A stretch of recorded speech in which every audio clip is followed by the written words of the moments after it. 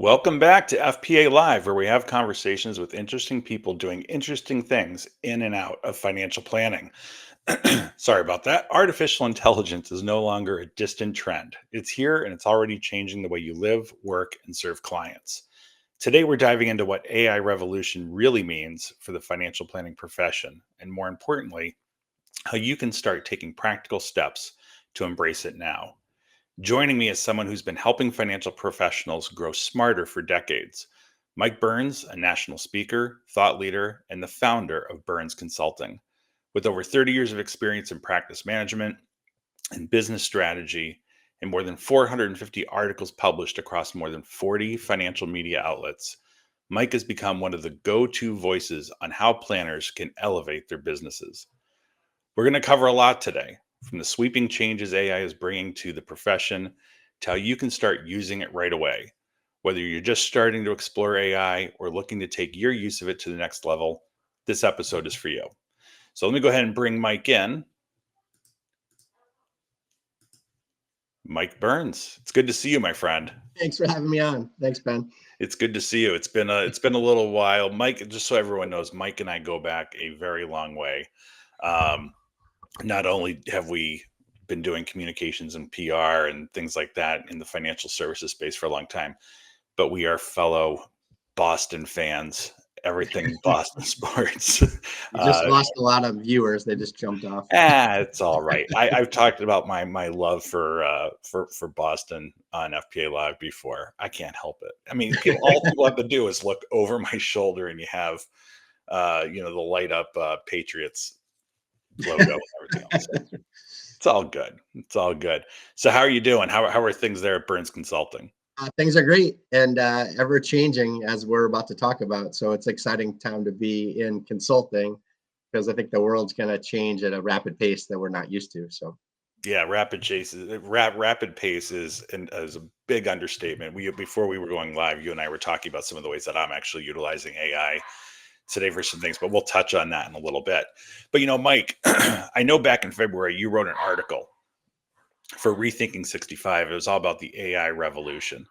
I mean, what makes this moment different from previous tech shifts that you've seen or that we all have seen over the years? yeah, I mean, it's super exciting. So I'll start with there before I get into the revolution. Like back in the old days, if you were a company, you had a big company, you had a competitive advantage over the little guy because you need a big mainframe computer. Then fast forward to it was, you know, a computer that maybe cost $5,000, and then now it's a smartphone and anybody has access to the stuff and it's virtually free. It's Hmm. a couple $100 a month, whatever. So that landscape has changed, so everyone can be involved now, which is wonderful. Billions of people are going to be involved as opposed to just the wealthiest that had the control over everything. How does it revolutionize everything? Think about, now AI is going to gather their data all over. So for financial planners, they're going to have more live access, the real time access to what's going on in their clients' lives.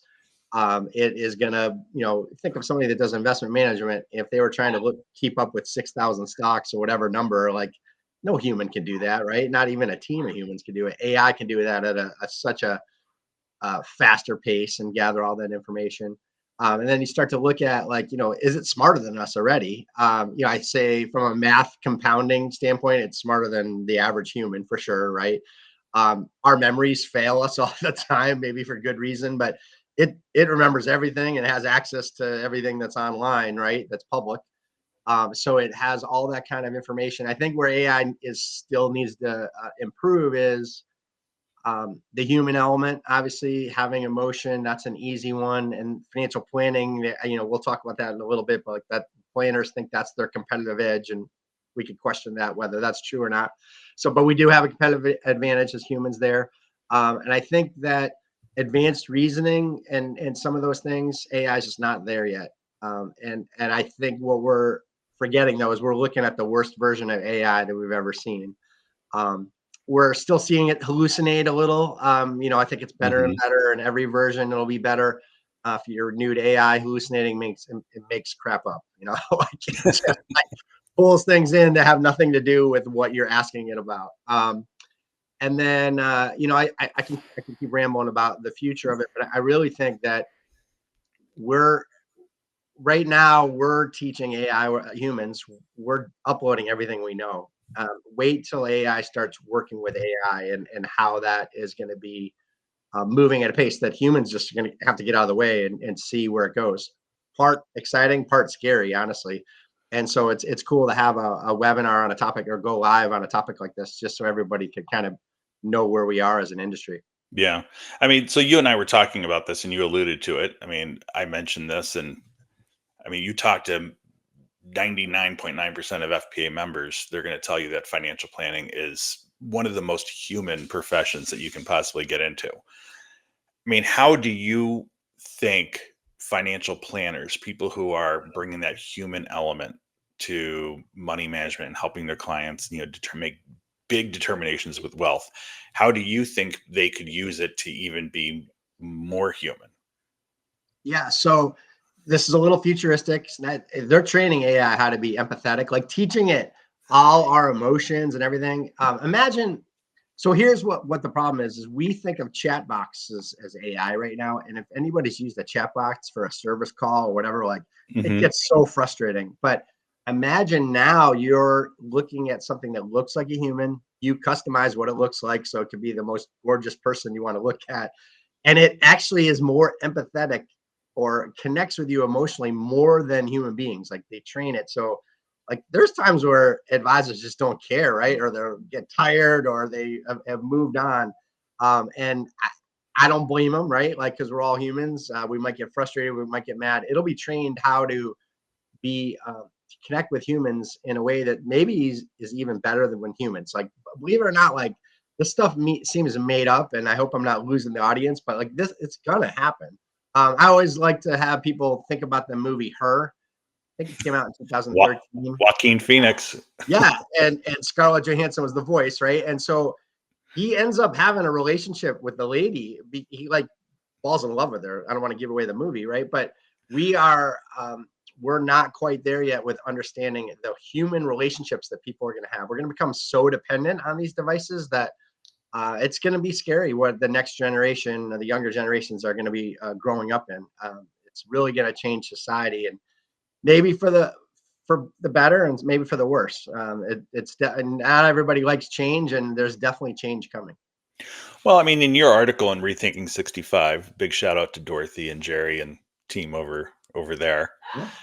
Um, you one of the things you talked about, and this is where I kind of look at the being more human, where AI can help you be more human, is it actually can connect you in a more intentional way to the unique needs of your various clients. I mean, there isn't a one size fits all for all of your clients, and that's one big thing that any financial planner will tell you.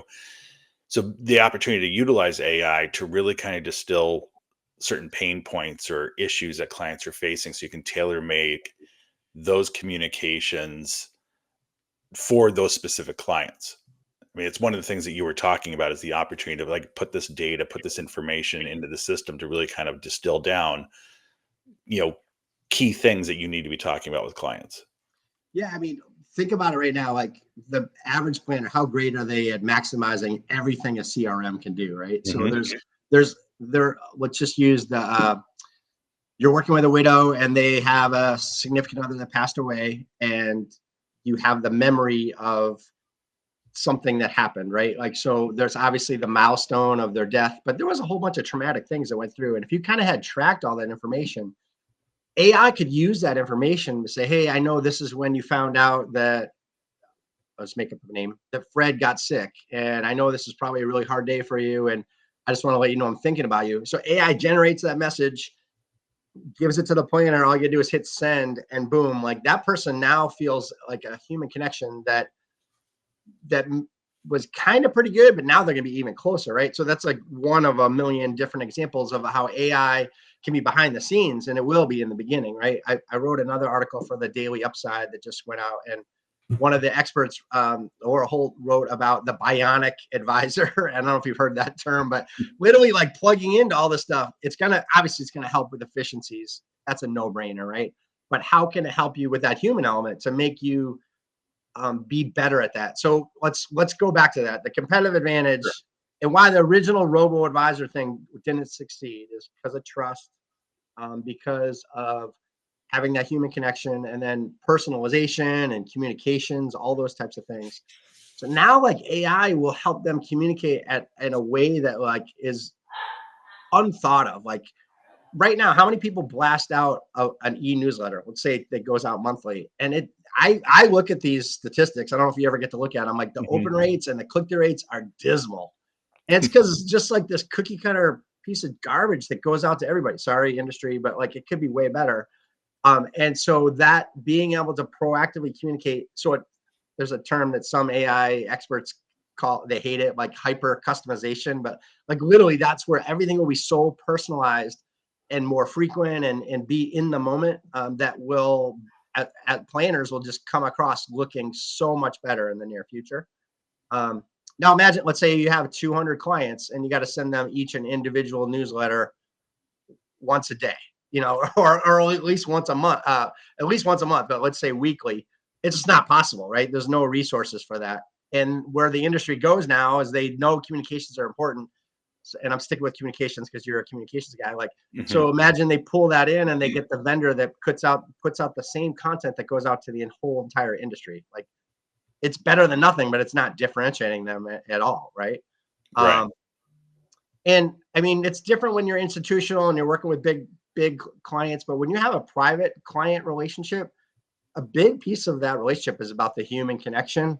And when we do tests, this is old school stuff. When we do open rates on emails, we'll see when the advisor shows the personal side of them. So like someone in the office just had a baby, or someone daughter just got married, or they even got a new puppy that is like in the office. Those things are clicked on more than the financial planning stuff, than the investment stuff. And so that human element, I think, will be really, really enhanced, believe it or not, by AI. Yeah. I mean, look, at the end of the day, financial planning is very much a relationship driven profession. You don't have a relationship with your client, you're not going to have that client terribly long. And yeah, I mean, utilizing AI to kind of to make you be more human, there's an opportunity with that. So one of the things, I mean, obviously, look, you've been working with financial advisors and financial planners for as long as I have. I mean, we've both been in financial services for 30 years, which is kind of crazy when you think about it. If I grew out my beard, it would be great too. Yeah, yeah, you see this? It's very white. Um, Obviously, look, you've kind of your thumb on the pulse of what the advisory community, the financial planning community is thinking and feeling with regard to these types of issues. Obviously, look, I think that there's some people who are really excited about it. They're leveraging it in really creative ways right now to be more productive, to build in efficiencies and things like that. There's others who are maybe a little bit more skeptical. What are you hearing, in terms of like your work and like people you're talking to about their readiness and or resistance to actually utilizing AI in their practices? Yeah, and I think after that we'll go into like some simple tips, and I want to Yeah. use you as a case study. But Yeah. so you know what you're going to see is, so if an RIA, for example, if they are a 20-person firm, they're on the bigger side of being an RIA. If it's a independent planner, whatever model they are, if they're with a broker dealer, it's just kind of them, right? And so the whole tech stack decision is overwhelming as it is. So now you add AI on top of it, and with the way that I see it is, so an AI pilot, just basically that's industry jargon for like some type of AI is going to replace a task or maybe even a human's job, right? And so what I think is going to happen is that 100,000 companies are going to come out of nowhere because they're going to find some way to solve some problem that creates some efficiency or helps a planner grow faster or whatever it might be. And so all of a sudden, all these companies pop up, and it makes them more efficient, but it's a little bit inefficient because they're all over the map, right? And Mhm. as a small business, can you keep up with all that? Like, no, you can't, right? So the the pace of change will go slow because of humans, not because of AI, right? So all these things will come around. Planners will start to use a little of them. They'll start to see the value of it. Where they'll do best is where it's something they already have and it's incorporated right into it. So like CRM, like they're asleep at the switch. Like, how do they not do what these note taker companies did right out of the gates, right? And so And we'll talk about efficiencies in a second, but that's a good example. So I think advisors will be kind of spoon fed it in the beginning, but there are things where can I turn it over to you? Like a Oh simple yeah. example of using AI, like Ben and I had a little backstage conversation before this, and like he told me what he's doing. So I'm going to ask the interviewee is going to ask the interview question, but like, what are you doing with the FPA? So yeah, I mean, so anyone who's part of FPA, if you if you're taking advantage of it, we have a system called FPA Media Source. So it's our automated media query platform. Journalists can put in their stories. It gets fired out to participating FPA members. Members can choose to respond to these things and so on. So we've had the system in place for 8 years, what have you. We've sent out about 9,100 queries over that time. So one of the things that I'm now actually trying to do is to understand trends in terms of like what stories are being done at like what periods of time, deadline trends, like reported deadlines, are they increasing, are they decreasing, things like that. So what I've done is I've actually exported about 6,100 of the queries, the data, and I'm utilizing Excel AI, part of ChatGPT, and I fed the raw data in, and I'm just giving it prompts on analyzing the data to identify key trends across deadlines and topics and things like that.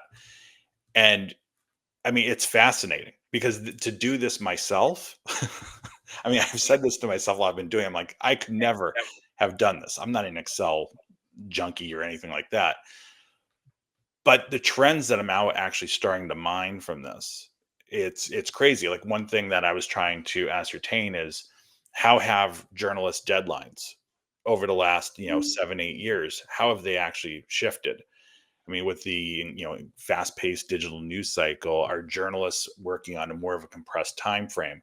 So by feeding the data into the system, we saw back in January of 2018, the average reporter deadline from the time they put the query into the system to the time that they had their deadline set to hear from members was a little over 100 hours. As of December of 2024, the average time is a little over 40 hours. And so when you look at the charts that I'm actually able to process utilizing Excel AI, you can see just the downward shift. It doesn't go back up at any given point. It's just down. Um, the neatest thing is actually like the categorization of all the topics. So I fed prompts into it to have it analyze the journalist queries to then categorize it based in 20 different categories. And then what we're actually doing is we're taking that data and then you're able to map it out on a monthly basis, quarterly basis, and seasonal basis when stories tend to get asked more and when they tend to get asked less. And that what's going to be really cool about that is we'll be able to then turn around and create very simple like infographics and things like that we'll be able to send out to our members to kind of prep them for what they can expect on in any given quarter about what topics tend to have peaks and which ones tend to fall off. So it's fascinating, but I could never do this on my own. Right. So now imagine they're under tighter deadlines, and how long does it take an advisor to respond to some of these things? Now imagine that planner like uses AI to like generate their ideas, to brainstorm the response, all that, and now they're responding faster, so they're actually meeting that faster need. So Hmm. AI can be used for them too. I mean, obviously you want it to be their authentic voice, and they need to talk like an expert on whatever topic it is, but it can help from that standpoint too. So that's fantastic they're using it. By the way, you're the one that created that too. So hats off to you.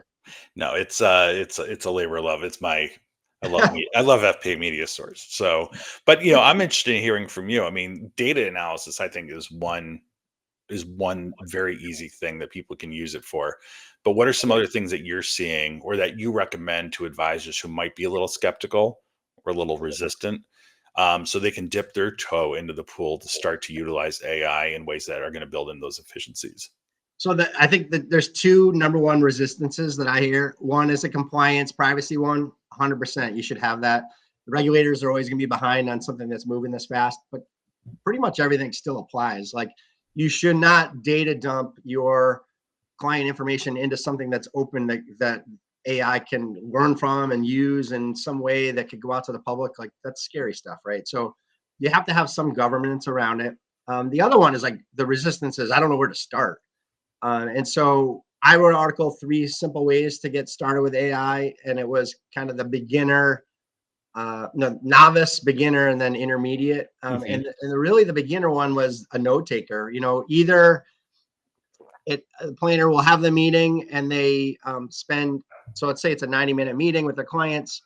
They're going to spend at least a half an hour taking notes if they do it right, maybe longer, right? And then, oh, by the way, you got to populate some things into CRM. And oh, by the way, I got to do a follow-up email and all that stuff. So now if you use the note takers in the industry, and I think note taker is going to be too basic of a description soon, but it takes all of that. So there, either one thing happened, they didn't take the notes before, which is a bad thing, or they took a lot of time. So let's say they have, let's make up a number, 10 meetings with clients, and it's going to take 10 hours of note taking and to-dos and follow-ups, which is conservative, right? AI just now saved you 10 hours, Hmm. like at least 9 of the 10 hours, because maybe you need to proofread it or something. But what can you do with those hours? And that's like the very beginning step of AI, right? Like, and being able to use it for efficiencies. There are all kinds of things that this industry, they think their value proposition is doing these little things that are going to be replaced by AI, like operational efficiency things, workflow, streamline, all that kind of stuff is going to change. So if you're holding on to that as like, this is my value for my clients, it's going to go away. Even Well, on, but on that, I mean, like note takers. I know that's a simplistic way of looking at it. yeah, I mean, we talked about the idea that financial planning is a very personal, human type of thing. If you're sitting on a client meeting and you're looking down and you're scribbling down notes, or you're typing over here at a separate screen. I'm only looking over here because I actually have a separate screen, but you're over there typing this, and you don't have that engagement, that eye contact, where you're actually having a conversation. That sense of personalization goes out the window a little bit. So yep. actually utilizing those note takers where you can really be focused on the conversation and asking the questions is a great example of making it more human, using it to be more human. And there's a little bit of resistances on the note takers. A client might say, "Hey, I don't want our conversations recorded," or there's a whole debate in the industry whether that's officially a record, like the transcript from a meeting. And if you whether you dump in it the transcript in or you do a summary, there's all kinds of different compliance thoughts on that stuff. And what if it puts in something inaccurate and then you get sued about like a whole bunch of craziness? I think we'll get over those hurdles from the client standpoint. They're just going to be used to things being recorded, and so that privacy issue will be more likely to not be an issue in the future. I think we're just going to know that there's a benefit. Like the advisor or the planner will just sit across from them, like, this is a real benefit for me to not have something drop through the notes. So, like you said, like so I can focus on you and not be writing. And I think they'll get over that. The compliance hurdle, they need to figure that out. That's not my specialty, but honestly, it does bring up some concerns. Can I go into the compliance stuff with AI for a Oh little bit? yeah, go ahead. Yeah, go ahead. So I think that AI, one of the real cool things is all these great things are going to happen, but there's some scary stuff that's going to happen too, like deep fakes. Um, you hear about more and more like people can like take a check, and I think it's called whitewash. AI is the graphics and the ability to fake a check and make it look like from a client, and now it looks like 200,000 just came out of the client's bank account, and you have no idea why. So banks and financial services firms are going to have to be way better, but the scams are going to be so far advanced. Like, was it 10 years ago? I'm a prince from this country, and if you send me $10,000, I send you back a million, and it was so obvious. But now, like, imagine like the grandmother hears their, AI steals it from YouTube or Facebook, or whatever, steals the voice of the grandkid, and sees that the kid's out in a different country, like, on a trip to the Caribbean or whatever, and says, "Hey, grandma," using the voice, like, "Hey, I'm on this island and I got put in prison. I didn't do anything wrong. Can you send me 5 grand?" Like, which grandmother is not going to send that money as fast as she can, right? Oh yeah. So AI is going to have to be used against AI, and the cybersecurity scams are going to be scary. And so you have to Yeah, that might be a good follow-up webinar to get a cybersecurity person on the topic of AI as it comes up. But more on the positive side, and I know we're probably coming up on time, is like more advanced stuff is like, how do you grow faster? Obviously, we just talked about how you could save 10 hours a week. That's an easy way to then be prospecting with that information. But like, how do you gather information on like real prospects? There's tools out there already that are saying, here's 1,000 prospects, and by the way, these ones I'm cherry picking. AI saying these are your top 10 most likely to convert as a client. And some of these people are using the tools and killing it. Like their growth, organic growth is so much higher than the normal person. I think eventually everyone will be using the same tool. Like it won't be a secret anymore. But or tools, I should say. But I'll pause because I know we're wrapping up, and I don't know if we have time for another question or. No, I mentioned how, because I'm curious how you're actually utilizing AI in your business. Because I mentioned that I'm utilizing it right now for data analysis. What are some of the things that you're actually doing for your business that where AI has actually built in some efficiencies? Yeah, so I resisted it about writing. Like I just, if I write an article, I want it to be me. But I use it for proofreading now. Like I always, not the brightest bulb in the world, right? I always mess up a word, or I say there instead of there, like the two things, I flip them or something. Like AI like catches that, makes me look smarter, right? And now I'll maybe brainstorm with it or help create an outline. One thing on the writing side that I did recently, the 10 quotes I had from different industry experts, actually had them ranked. I uploaded them into ChatGPT, this is the free version, and said, can you rank these from the most simple advice to the most mind-blowing advice? And it hit a home run. It got 10 for 10, the ranking. And so that saved me an hour at least, because I would have overthought it and whatever. And then I just went through it and said, is this wrong? And it nailed it. Yeah. I can go into more advanced things, but from a really simple how to get started, I think this is the audience for this right now, is use it to find operational efficiencies like a note taker. Use it to find ways to create content at scale, and hyper personalized if you can get there. And then the third thing is how to prospect better. And there's all kinds of tools that'll come out to actually give you names. It'll even give you like flags within your client base if you get that advanced to say, hey, these are the ones that you should build out something, because they're going to give you more client referrals and make more introductions. And here's advice on what to do. Like that's how far AI is going to get there. And this is just we're just scratching the surface. So I can't wait. I'm sure we'll do more of these in future years. Well, without a question. The other thing that I'm actually utilizing it for is, financial services industry is not lacking detailed research reports. You go Mm-hmm. anywhere, any company's got, these 30-page white papers based on new research. Take that, drop it into AI, and ask it to summarize the key points, the key takeaways, like what are the main data points that are most relevant and most important. And it will summarize the entire thing for you in a matter of seconds. It's great for just staying on top of stuff, but just building that efficiency so you're maximizing your time. I absolutely love it. So yeah, we are going to wrap up here, but I do have a couple quick last questions for you. Okay. All right. So if you had just one piece of advice for a financial planner, a financial advisor who is thinking about utilizing AI, what would that one piece of advice be? I mean, so this is going to sound self-serving, but like get help. I'm a consultant, so that can be seen as a sales pitch, but like you're never going to keep up with this stuff. There's no way. As a consultant that focuses on it, I can't keep up with it, right? So there's no such thing as an expert. Don't try to be one, and just get outside help to start to figure out how this stuff's going to evolve. And the last part two of that is be open to hearing these changes, because if you're one of those people that says, oh, that's never going to change, you won't pay attention to the advice you're going to hear. And maybe you retire in 5 years and it doesn't matter, but in 5 years, this industry is going to look different. Oh, the whole profession looks different today than it did at the start of the year. It's crazy how quickly things are changing. So before I let you go, I just wanted to throw it out there to you. Why don't you tell everyone a little bit more about Byrnes Consulting, the work that you're doing, and what's on the horizon for you and for your firm? Sure. Speaking on this topic a lot, I'm on an industry task force that we're looking at like how to get over the hurdle of bringing in these different AI technologies. So that's really more the compliance and data scientist part.